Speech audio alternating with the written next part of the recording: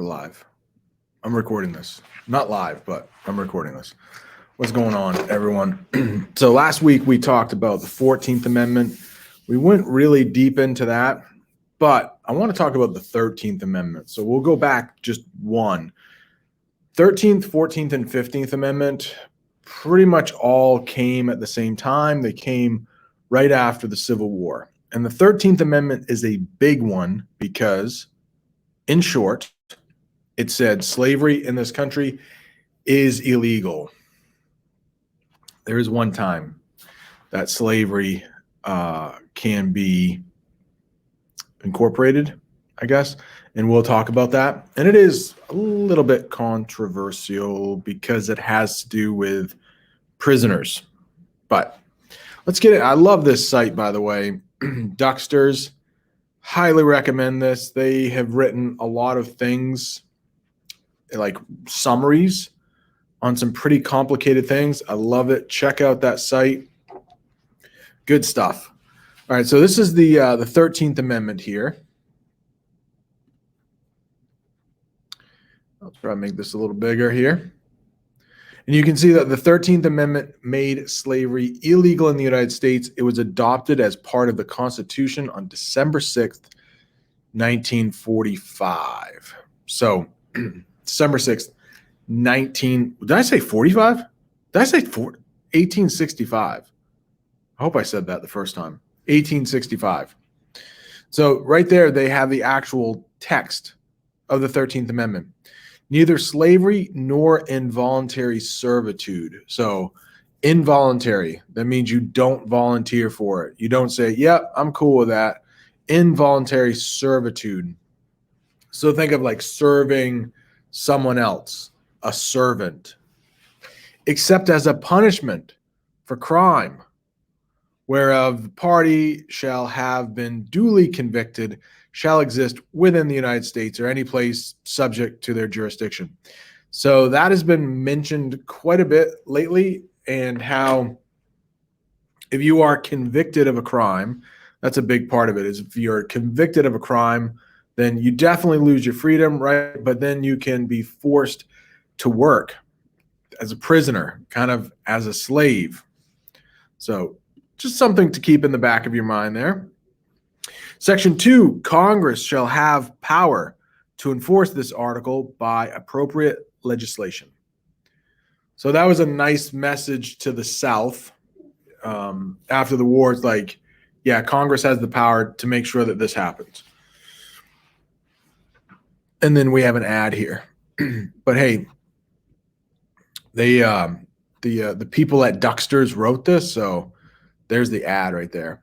So background. Slavery had been part of the early British colonies as well as the early United States. The fight to end slavery in the U.S. took several years and finally ended with the ratification of the 13th Amendment in 1865. So for a long time, we had, let's see if I can.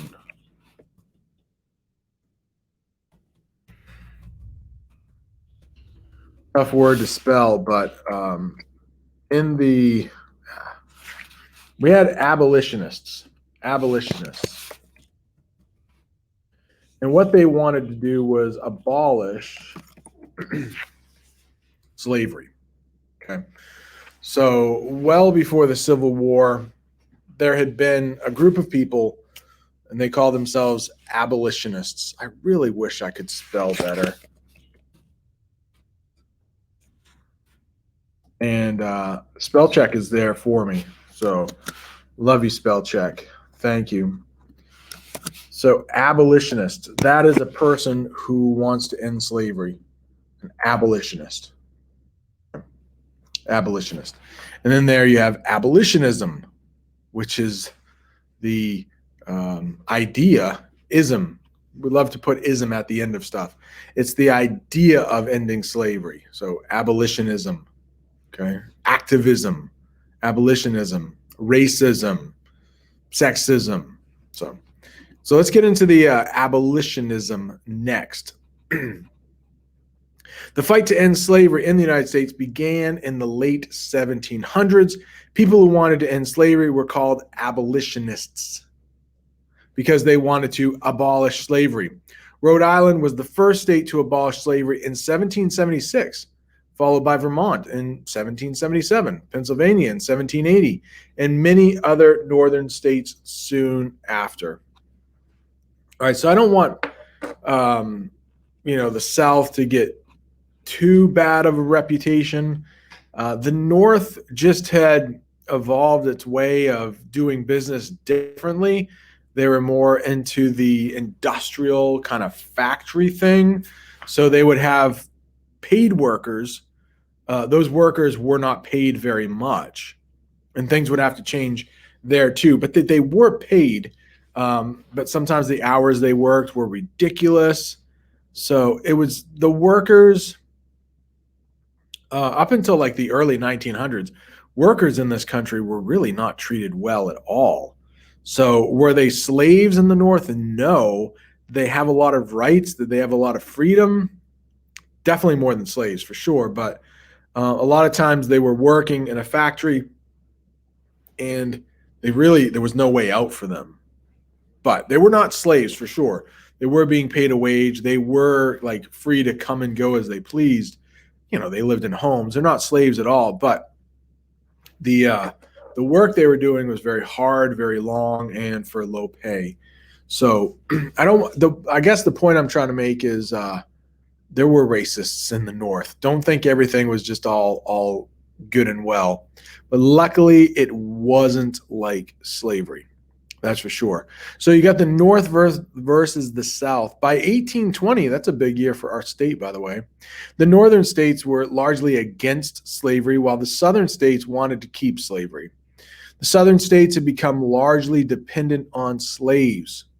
A large percentage of the southern population, over 50% in some states, were slaves. So yeah, the type of business in the South was mostly agriculture. So you needed a large workforce, and it was a free workforce. For the most part, it was free labor. Now, slaves were definitely treated just like animals. So for an animal, you would have to provide some kind of shelter. It doesn't have to be great. And then some kind of food. It doesn't have to be great. So in that respect, slave labor, it was free. But, you had to provide some food and some shelter, but it was just, ridiculous, right? So slave owners were making a ton of money off of free labor, and they didn't want to give that up. So it would take a war to eventually force them to give that up. The Missouri Compromise. This is what we are interested in here. In 1820, Congress passed the Missouri Compromise. This law allowed Missouri to be admitted as a slave state, but at the same time admitted Maine as a free state. So if you notice, when you go from Maine to Massachusetts, you have to travel like 8 miles through New Hampshire. So Maine and Massachusetts, they once were one state. So Maine was part of Massachusetts, but there was always a little sliver of New Hampshire in between. So to balance things out in 1820, they didn't want, so Missouri, if you notice at a map below a certain point called the Mason-Dixon line, there was mostly slavery down there. And Missouri was kind of like on the border. It probably could have gone slave or free state. And we won't get into all the, just like today with the Republicans and the Democrats, people who wanted slavery were trying to get people who wanted slavery to move into Missouri. People who didn't want slavery were trying to get people like them to move into Missouri. And it would actually break out into some battles in other states like Kansas. But what Congress wanted to do was keep the balance of slave and free states to keep everybody happy. Definitely not the slaves happy, but to keep everyone happy, they admitted Missouri as a slave state, like, how can we balance this out? There were some people in Maine that didn't feel like they were part of Massachusetts, so they were eventually, given that right to just create a different state. So in 1820, Missouri came in, Maine came in under something called the Missouri Compromise. Abraham Lincoln. In 1860, Republican and anti-slavery candidate Abraham Lincoln was elected president of the United States. The southern states were afraid that he would abolish, there's that word again, abolish slavery. They decided to secede, not succeed, secede from the United States and form their own country called the Confederate States of America. This started the Civil War. Big word right here. Big two words here. Emancipation Proclamation. Emancipation, that is freedom. So, it's possible. If you're not happy with your parents, you could be emancipated from them. You could receive emancipation. It takes a court, and you'd have to have some money because they wouldn't be providing money to you, but you can get your freedom from your parents. It happens every so often. You get emancipated. So emancipation means freedom. Proclamation, it comes from proclaim, to announce. So the Emancipation Proclamation was the announcement by Abraham Lincoln saying, guess what? Slavery, it doesn't exist anymore. No more slaves. And so slave owners in the South, they had already gotten out of the country. So basically they were just laughing. No slave. That's funny. That's funny. You can say it all you want. We're going to still continue to have slaves. And so the North was like, well, we actually want you back in the country and we want you to get rid of your slaves. So basically, we're going to come down there with an army and force you to do that. And then that's how it's definitely more complicated than that, but sort of how the Civil War started. During the Civil War, President Lincoln issued the Emancipation Proclamation on January 1st, 1863. This freed slaves in the Confederate States that were not under Union rule, although it did not immediately free all the slaves. It set the groundwork for the 13th Amendment. Yeah. Hey, wait, we're fighting against you and you're telling us what to do? Not so fast, buddy. Ratification. That means it was like put in place. It was put into law. It works. It's done deal. The 13th Amendment was presented to the states for ratification on, February 15th, 1865. On December 6th, 1865, the state of Georgia became the 27th state to ratify the amendment. This was enough, 3/4 of the states, for the amendment to become part of the Constitution. So you need 75% of the states today, which means you would need, how many states we have? We have 50 states. So you would need 75% of those 50 states, which I'm not very good at math, but 75% of 50 is probably somewhere around 36. So you'd need 36 states today. There weren't as many states back then. Interesting facts about the 13th Amendment. State of Mississippi finally ratified the amendment in 1995. This seems a bit late. The amendment still allows for slavery as punishment for a crime. That's what you're talking about with prison right there.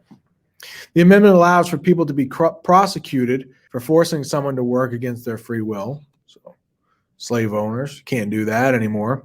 Supreme Court ruled that the military draft, when the government forces people to join the military, was not a violation of the 13th Amendment. So we haven't had a draft in this country for quite a while. I don't think it's been in my lifetime. I was born in 1975. I think the draft might have ended either that year or the year before. So it was sometime around the end of the Vietnam War when forced conscription, when you were drafted. So, but even to this day, gentlemen in the class, at 18, you must register with something called the Selective Services. Every guy has to. Ladies, you do not have to. Guys have to. So if we ever get into a war where it's getting bad and like, hey, we need some people to fight, it's the guys. They can get drafted, but it's super rare. Hopefully we never have to get another draft. What else? Hey, yeah, you can, like I said, I love these guys at Ducksters. You can take that quiz there if you want.